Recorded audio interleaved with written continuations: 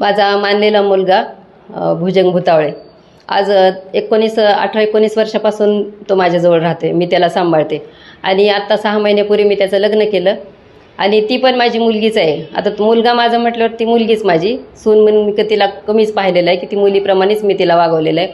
पण माझ्यावर जो असा मी छळ केला असा जो आरोप आहे तर तो म्हणजे खोटा आहे की त्या आरोपामध्ये तथ्य काहीच नाही आहे. पण माझ्या राजकीय कारकिर्दीमध्ये कुठेतरी गालबोट लागावं, कुठेतरी माझ्या मानसिक खच्चीकरण करावं याच्यासाठी हे माझ्या सुनेच्या खांद्यावर बंदूक ठेवून हे काही माझ्या जे महिला पदाधिकारी आहेत माझ्या राजकारणातल्या ते सूडबुद्धीनं त्यांनी असं तर काय करता येत नाही. माझ्या सुनेच्या खांद्यावर बंदूक ठेवून ह्यांनी हे तिला बोलायला लावलं. तिला आज ती जास्त एज्युकेशन नाही तिची 9वी शिकलेली आहे फक्त.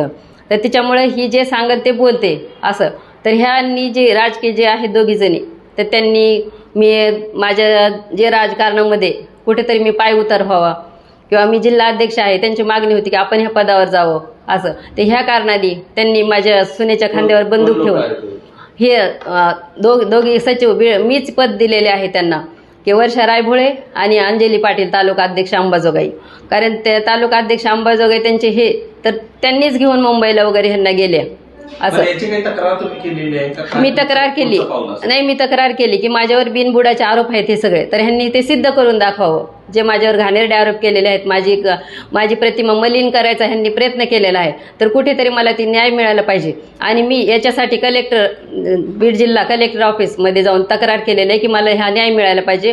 कारण माझ्यावर विनाकारण मला काही न माहिती होता किंवा न काय करता FIR पण दर्ज झालेले आहे. तर अगोदर थोडी चौकशी व्हायला पाहिजे की तुमच्यावर असं काहीतरी. आणि SP ऑफिसमध्ये पण मी तक्रार दिलेली आहे आणि कलेक्टर ऑफिसमध्ये दिलेली आहे. आणि माझं हे ह्यांनी स्पष्टीकरण द्यावं की मला असं का केलं.